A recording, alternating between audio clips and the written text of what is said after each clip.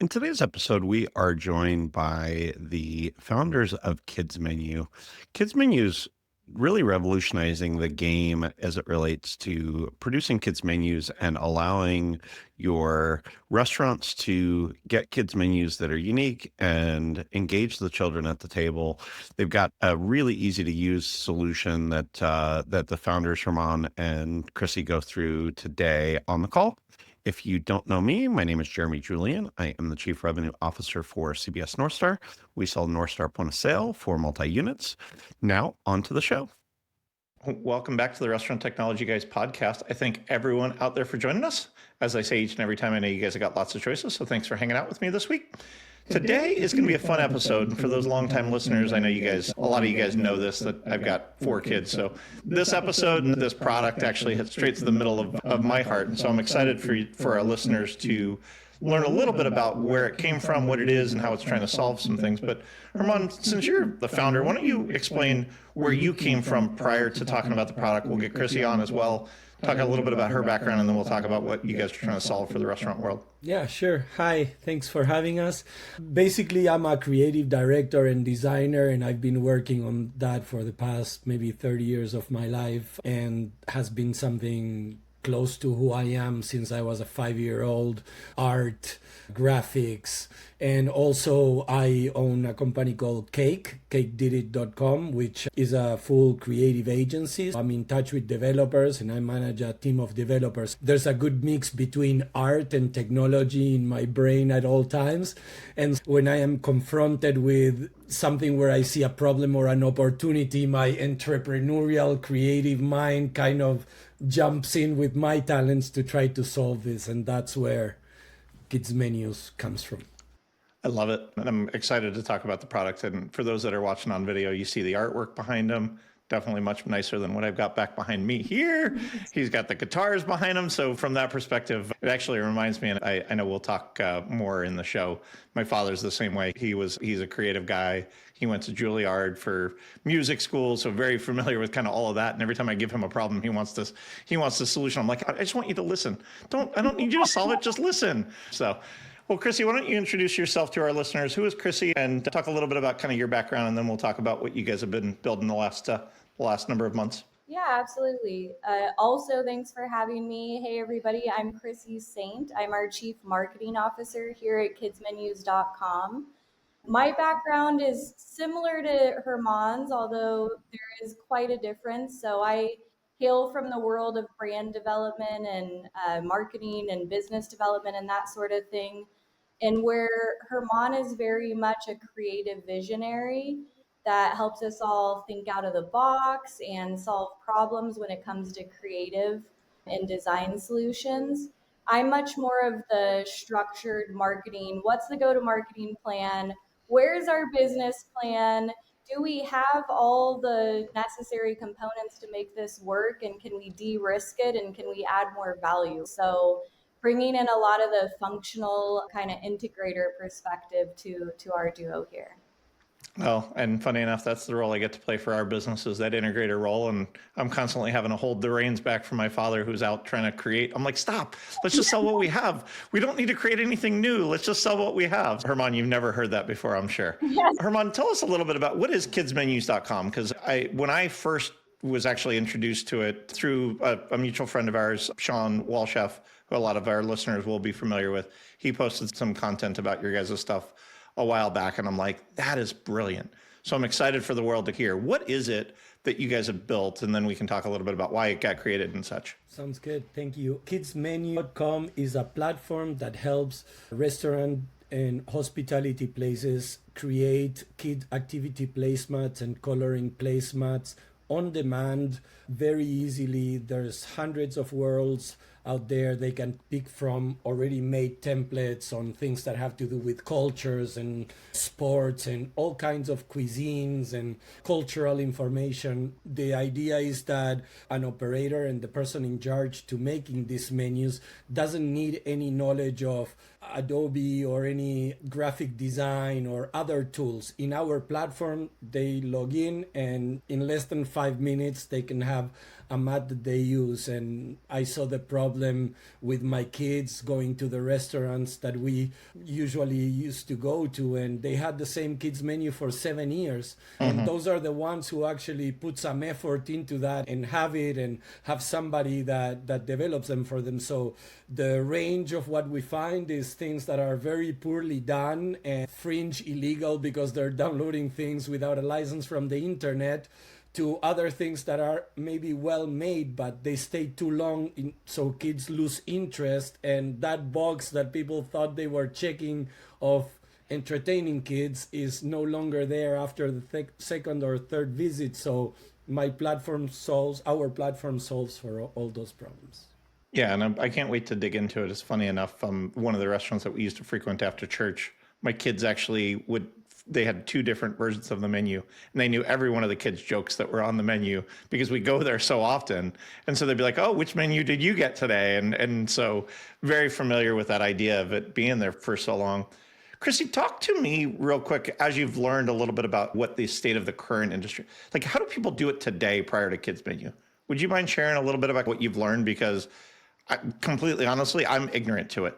And for me, I wouldn't even know where to start if I were running a restaurant and having to build this. And so what do most people do today that actually have something in the field so that we can talk about what the change process might look like? Yeah, absolutely. So it's been super fascinating talking to operators at all levels, right? We've talked to mom and pop single location operators. We've talked to independent groups managing multiple restaurant brands with multiple units. And we've talked to chains and large corporations and franchises as well. And so really what folks are doing kind of varies based on how large they are and what their in-house team looks like. What's amazing about our platform is we have a solve for all of those different scenarios, regardless of how many units or brands you're operating. Most folks right now, if they have any kids assets at all, they're paying probably a freelance designer a flat fee to create one static branded asset. So it's not easily updatable. It's a one and done type of thing like we've just talked about. Or G mentioned, folks have so many different things going on in store all the time. Sometimes it's a manager, if they have the time, getting onto Google and doing a search for Pokemon art and printing something off illegally without copyright usage, right? So if folks have anything, that's typically what's happening. We have brought on several customers who they're well established. Maybe they have an in-house marketing team. Maybe there's a designer in-house. And again, I've hopped on conversations with these folks and said, hey, I realize you have the design capabilities to do this, but why haven't you updated the map? And the response has been, again, I've got 30 other high priority initiatives that I've got to knock out, and it always gets pushed to the bottom of my to-do list. Yep. It never rises to the top. And if you can tell me that I can make a mat on your platform in under 5 minutes, that's a game changer for us, because I don't have the time to hop into Adobe and design this stuff out myself. And folks are out there doing all kinds of different things if they're doing anything at all.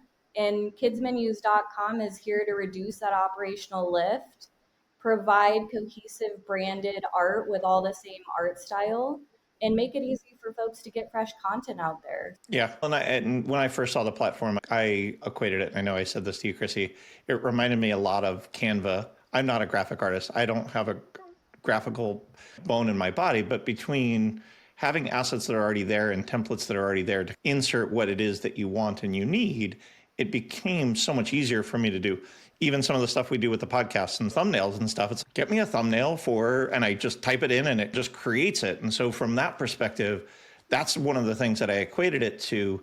Herman, talk to me a little bit about even where was the pain point? Like, you see this as a business opportunity, but as you said at the onset, you had pain in your life, or you had typically, and one of my favorite types of episodes are those people that scratch an itch that they had in their life. Like the people that are like, oh, I'm gonna go make $1 million because I think this is just amazing to do. It doesn't sound like that's where it came from. I've got the skill set that I've been given, and I have a problem and I see it and I see it as an opportunity to make a difference in the world.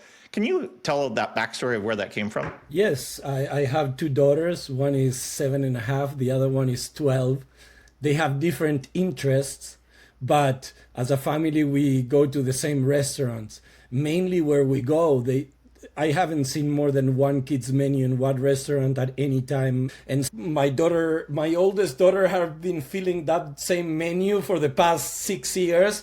My youngest daughter for the past 5 maybe, but my oldest daughter already doesn't want to have anything to do with it. She's already at the threshold, I understand that, but still last year she already knew everything about it. What entertains a 5-year-old will not entertain a kid that is older. So I saw that in my own table where one kid was like not even interested. The other one was like, oh yeah, this word soup is like here and here. She already memorized where the hidden words were. And I was like, they were both done with that math in 15 seconds. And then they were back to daddy, mommy, this, that, getting anxious, waiting for the food. And melt my brain with YouTube videos or whatever. Yep. And again, it's the pain point, especially as a family, of I need to keep them entertained so I can have an experience. But also, you can be part of it if it's new and it's fresh. You can be in their life. That's one of the things that I like about going to new places is you get that menu. And back to what Crissy said, it's hard. It's hard to do it because it's always the last item on the list. And so the fact that you guys have, I don't say commercialized it, but put it into a way that it is so easy to do is one of the things that I found also incredible about that. I'd love for you guys to talk a little bit about why was ease of use and quickness to get to market such a critical part of what it is that you guys wanted to make sure? Yep. Before we hit on that, I just also wanted to add regarding pain points. I am also a mom of a 6-year-old. And last year, we went on a 2-week road trip in Northern California. We were eating out a lot. I love staying at Airbnbs, right? We're eating out at all these different restaurants multiple times a day. One out of maybe 20 some had any kind of mat at all. And imagine this scenario. He's watched his shows at the Airbnb or while we've been traveling on the road.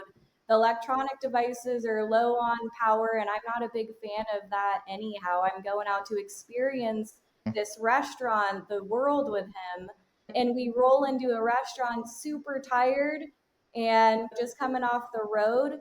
That one restaurant that had a mat and crayons, it was an absolute game changer. It changed the entire tone of our eating experience. He was on the verge of a meltdown. We're both hangry. I'm getting a little impatient. That 15-20 minute wait time for food can make or break the entire experience. Yep. In that one venue, it was a seafood venue. The guy put the mat down. My kid lit up. I was so grateful. And he and I went to town playing games together and coloring, and the food was there before we knew it. And that is a monumentally different experience than what we had at any of the other restaurants we stopped to eat at. So I just want to share that because for me, if I can be part of something that alleviates that pain and introduces such a phenomenal experience in its place at scale, and we can provide that relief to parents, operators, kids, so many people win. That's what we're here to do. That's the impact at scale globally. Imagine how many families we can transform that dining experience for while also benefiting an operator. Before you keep going on why you guys made it so approachable, all of us know, all three of us here, and anybody that has a family that knows, ultimately, it's the kids that make the decision where you're going to sit down and have a meal. And if they're going to enjoy the meal, and especially, Herman, as you said, these places that you go to frequently, if they know they're going to go, they may love the food, but they don't love the experience and they got to wait that 20 minutes, they're going to pick a place that they're going to be able to enjoy that experience more. And so from a wallet spend, and hopefully we'll get to it before we get done, is just what are we seeing the benefits to these people that have it from what they didn't used to have? But why was it so important to make it easy? Because again, I think the ease of use and the speed to market, and we'll talk a little bit about the templates and how you guys got there, but why was that such a premise for you guys? Because I find, I've hosted the show for a while, we're 200 plus episodes in. A lot of people are reluctant to take on new tech because it takes too much time, it takes too much effort. And so if it's not easy, it doesn't get adopted. And if it doesn't get adopted, it doesn't make the results. So why was that such a critical piece to your guys' solution when you guys went to market? One thing that in my earlier career, I also been a server and part of the restaurant business at all levels from buzzer to manager. I understand how busy it gets. I understand that people don't have much time or maybe the skills required to do this.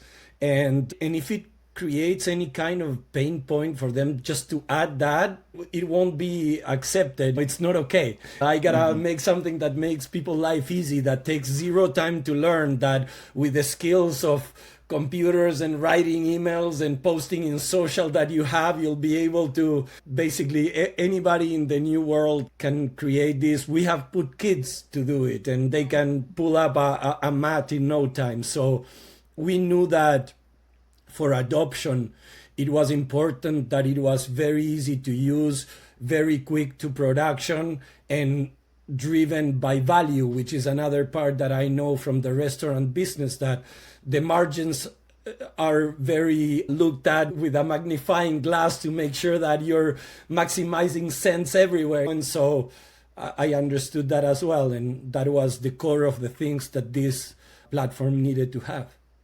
Yeah. So how did you go about doing that? Because again, I've gotten a privilege to see the platform. Many listeners know already that I typically won't take on guests unless I believe in the product that they have. And as a father of four, and just, I love what you guys are doing. But I also, again, not a graphic artist. If I was running a restaurant, I'd be like, how did you make it simple? You talked about templates, you talked about the search bar on the left, and you talked about some of those pieces. So help our listeners understand, how did you make it so simple for them? And then I'm going to kick it over to Crissy to talk about how you made sure that it wasn't too overbearing on the financial side for the operators. Sure.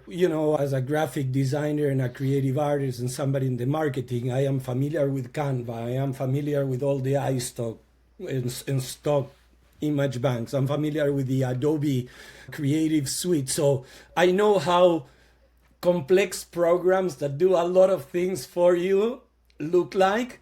And so I was like, okay, what do I need to distill here for the people that are doing this to have just enough tools that is what they need without overwhelming anybody. And I was like, okay, let's start. What do you need? Okay, if I put this here, and I started going through the motion of being one of them, and I said, all right, I need a button that allows me to take that out or take the whole thing or bring it up or down in the mat, and just maybe 5 different buttons and different tools that allow you to do basic things, and that's it.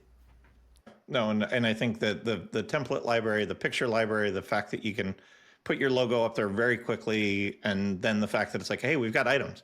Because everybody, I do want to get, before we get done, into even the ease of changing kids menus, because that's also a big challenge, is they don't change the kids menus because the main menu gets the majority of the attention and the kids menu gets left off. So Crissy, you guys made this so inexpensive. When you told me the price, I was like, hang on, can you tell me again what that price was? And you're like, that's what it is. And I'm like, all right, that seems almost too good to be true. So rather than, this isn't a sales pitch per se, but help me understand, when you're the go-to-market lady, you're the one that wants to make sure, and restaurants are not necessarily the earliest adopters, as you've learned, as you've gotten into the space. And so help me understand why making sure that it was affordable was such a critical piece of what it is that you guys were doing. It's a penny business, and really, where did that come from? Yeah, absolutely. The model came from speaking to a lot of different operators at a lot of different levels during our market research phase, right? And really trying to understand, what do folks pay for to have these mats designed currently, and how can we provide so much more value and make it more accessible from a cost perspective when we know that restaurants are operating with such lean margins, right? There's inflation going on. It is a tough, crowded market right now. If we can get in there and show our value, this version of the platform is only the first phase of what we plan to launch that's on our product roadmap, right? And so let's get in there and let's change that perception that exists in the industry that, oh, kids menus are an afterthought, kids meals are a loss leader. Let's go in and prove to folks that there's so much value to be had, and make it very easily accessible from a price point perspective, right? So currently, you set up an account you have access to all the features. It's $300 a year per brand, per location, plus tax. So again, you're probably going out paying a designer $500 to $2,000 depending on their skill level. It's taking At a least. couple weeks, at least. It's taking a couple weeks. You're having to manage the process, but you don't know anything about art and design. And we wanted to make it simple, easy, accessible, and show the value. And a lot of this is a numbers game, right?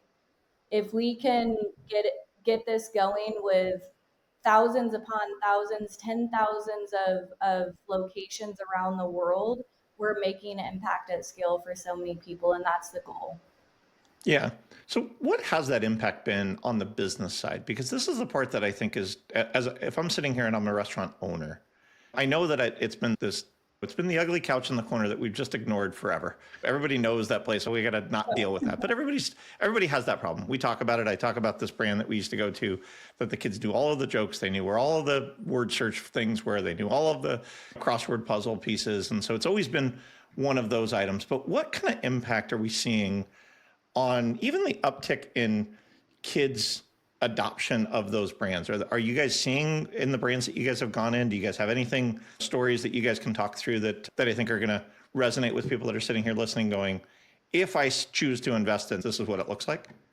Yeah, I can speak to that one. So there are so many different benefits from a business perspective for the operators, right? So let's take a scenario, it's a restaurant brand, because we do also serve hotels that have restaurants on property, they have so many other use cases.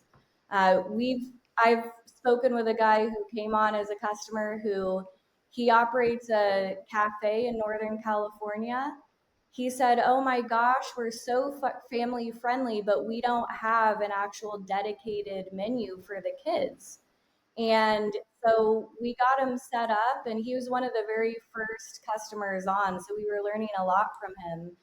It's amazing how many different ways folks use these mats. What he was able to do with our mat, because now he has a whole dedicated kids menu canvas to work with, is he's built out a whole kids menu breakfast mat, lunch mat, and dinner mat, and was able to amplify his kids menu options in that way, just given the tool, right? So there's Well, and I think even in that, being able to change menu selection. You talked about it earlier, or Herman talked about it earlier, is being able to change the menu selection, not just the graphics and the artwork and the games and such, which I'd love to talk about that in a few minutes as well, but also being able to be nimble with what is trending for kids. So they're not coming in because, again, I think the kids make a lot of the decisions. And if they know that it's going to be the same static 4 items on the menu and they don't want one of those 4 items, but if they know that there's going to be some variability like there is on the adult menu, they may consider it, at least my kids would, because they're all foodies, because stupid YouTube. They love to watch food shows, but at the end of the day, they're going to go and be like, I know that they're always going to have the staple chicken fingers and mac and cheese, but maybe they'll have something new that I'm going to be able to try. So I didn't mean to cut you off, but I think it's one of those things that if you make it easy for the restaurant operator to do, there's opportunities for you to continue to play with the menu, to add a dessert on there more regularly, to be able to upsell those things.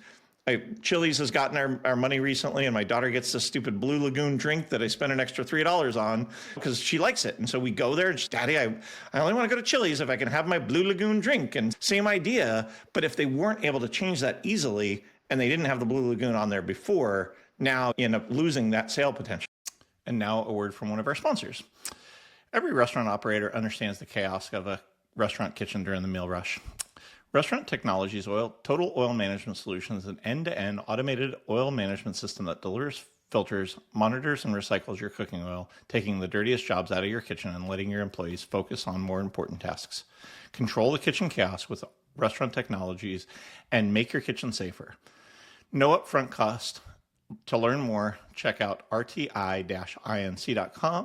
or call 888-796-4996. absolutely, yes. And so we always advise subscribers, pull the dessert items over, pull those drink items over, pull over the sides, right? Let's empower kids. A lot of kids can read their own menus Yet 9 times out of 10, they're tugging on their parents' sleeve saying, "What are the options for me?" And it's three things. And the parent's not going to go read them the drinks and read them the desserts. But if we can empower the kid, it's automatically upselling, automatically increasing that average order value. We've looked at studies that show a venue that has an engaging kids mat and caters to families can increase that average check value by up to 35%. So that's just one benefit. The others are you get parents into a venue, into a restaurant, they're the strongest marketers out there. If they find a spot that takes care of their kids, I'm going back and I'm telling all the other parents at my kids' soccer games, I'm bringing my kids' friends and their parents here. Now it's the hangout spot for the neighborhood or the community. And so there's that bounce back traffic and just loyalty, right? And it's not just loyalty with the parents, it's multi generational loyalty. We're Yeah, marketing. McDonald's had it right with the kids menu years ago, the kids meal. And I say it jokingly, but I think people go, why do they still have this stupid box? But the kids force that issue because, and it starts when you're super young and it goes into your adult years because they get them young and continue to migrate. Herman, talk to me a little bit about how you've seen brands or your vision behind multiple kids menus, because you talked about it. You've got two daughters that are in two different demographics. And to solve their problems, it is almost impossible because they're in that preteen to elementary, early elementary years, as you talked about it earlier. That's a challenge. Now, my four kids, my youngest is 9 of 4, but the other 3 are teenagers.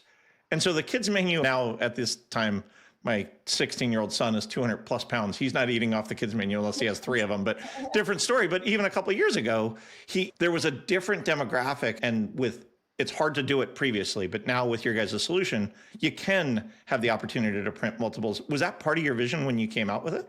Totally, because we've been in really thinking about what we're doing and really providing entertainment, and that without accounting for the age of kids is you're lying to yourself, basically. There's 2 ways that we can empower kids and restaurants as well. So one is by having multiple kids menus that have to do with age brackets.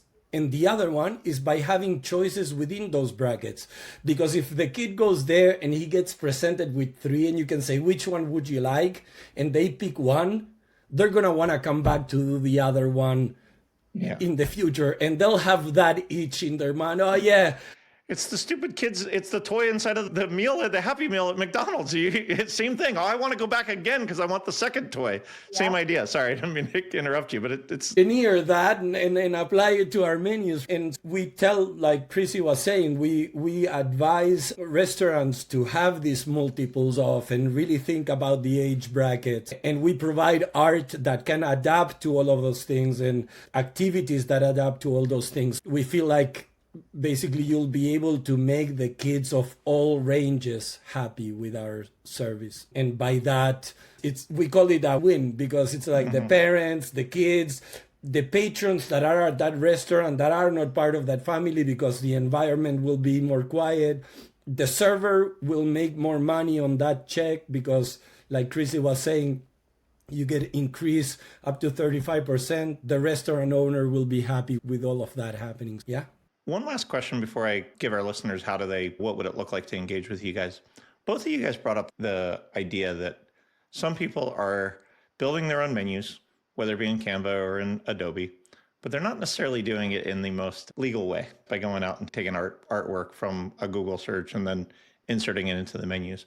What's the risk there? Or for those brands that maybe are listening, they've done that, or somebody out in their world built them their kids menu 2 years ago, and it was some kid that was in college that was a friend of their kids or whatever. And now they're like, oh crap, I might be at risk. Help me understand, or help our listeners understand, because I don't have any menu, so I'm not in risk. But I'm certain there's some of our listeners out there that are like, ooh, you're talking about me. What does that risk look like, and how should they at least be considering it? Yeah, I can take that one. When it comes to using other people's art, one, there's just an integrity issue there, right? We don't want to steal other people's art and use it for our own brand. The other is there is a legal issue. It's essentially copyright infringement. to take someone else's goods and brand them as your own, right? We all know that in business, but sometimes when it comes to the internet, we get a little loosey goosey. But besides the legal risk there and the integrity and perception risk, you risk devaluing your brand.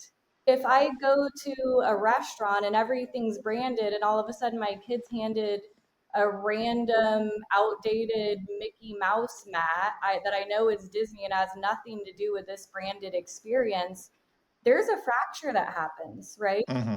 And so there's that to consider as well. And then on the point of Canva, all the art on Canva, if you're paying for a subscription, you have a license to use that art. But man, good luck finding consistent art elements that you can piece together a mat with and create multiple mats from easily that are also cohesive and again on brand. It's just difficult to do in that sort of platform, right? Ours is built Yep. with intentionality for this industry, for the needs for this industry. And when you sign up as a subscriber, you have access to all of that art, and we add art weekly. The opportunities are endless, your risk is zero, and you're out there making mealtime fun for folks. I love that. Is that the tagline? I missed that one. Making mealtime fun. That is I must have missed that one on the. fun, absolutely. I must have missed that one. So, Herman, tell me, what would it look like? So, I'm a restaurant operator out there. I'm listening, and I'm like, I need kids menu now. What does the engagement look like? Break it down for them? How do they get started? What does that look like for a brand that wants to jump on this today? Yeah, the basic thing is really simple. You go to kidsmenus.com, you sign up, you have a free trial period where allows you to really play with the whole platform, but it does not allow you to download and print one yet. For doing that, you have to sign up and pay for your subscription. And so it's as easy as that. When you create an account, you will be asked to upload your logo of your company, and that is a one-time thing that anytime it will pull up that logo, and you input the menu items if you have them, and if you want them on that mat, you input them. If not, you can have a full mat of activities and art.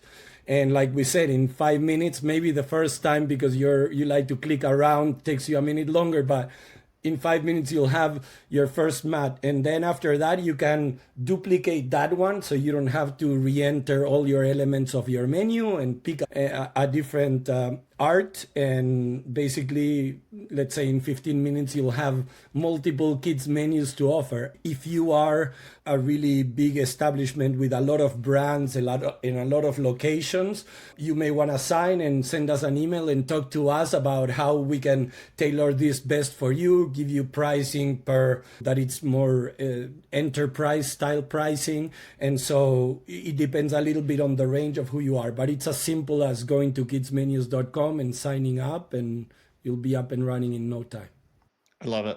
I love it. I'm going to ask Crissy, because I know if I ask you the vision of where the thing is going, you're going to go for another 10 minutes or 15 minutes, and our listeners will slow down. Her and I talked a little bit about what that looks like. But Crissy, why don't you give our listeners a little bit of a roadmap that if they get on board early, where can they see this product going? Because I was pretty impressed with some of the other visions that you guys had to.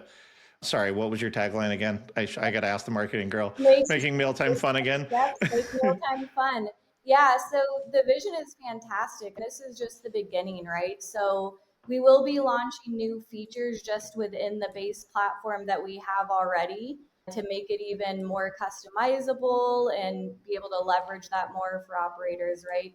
But beyond this base platform, some stuff on the roadmap looks like how can we gamify and create kids menus loyalty programs that tie in with our world of arts and that sort of thing to ensure that we're tracking bounce back traffic, right? And driving that. How can we insert in QR codes on these mats so folks can take photos of their coloring mats and upload them for coloring contests online? We also want to create a bridge between the consumers, the parents, and the diners and operators. So imagine a geo-targeted directory, whereas a parent, I might be traveling somewhere and I want to find kid-friendly restaurants that are kids menu approved that I know they're going to have thought and intent behind the activities that they provide for kids when we go to their venue. And I can search that by location. I can see all the kid-friendly venues in the network. We can license art through other brands as well to bring in more art and more partnerships in that way. And we can really start to just drive this community, whether it's operators or diners who care about the family experience in these settings, forward in all the ways. Content, learning, education. This is really just the beginning of what we're doing. Anything that's going to help families have a great time at mealtime and help operators, we're going to look at that and march forward when it makes sense. So I'm excited I love for it. what's to come, and I'm sure everyone else will be as well. So I am standing here on the sideline cheering you guys on. I'm excited to see the success that you guys have had since I heard about it. I was like, oh, this is awesome. And as I said to Herman before you jumped on, Crissy, your energy is infectious. So from that perspective, love that you guys are doing this. To our listeners, guys, like I said at the onset, I know that you guys got lots of choices. So thanks for hanging out. Herman and Crissy, thank you guys for sharing some of the beauty that you guys have put out into the world. And to our listeners, make it a great day. Thank thanks you. so much Thank you for for having having us. us.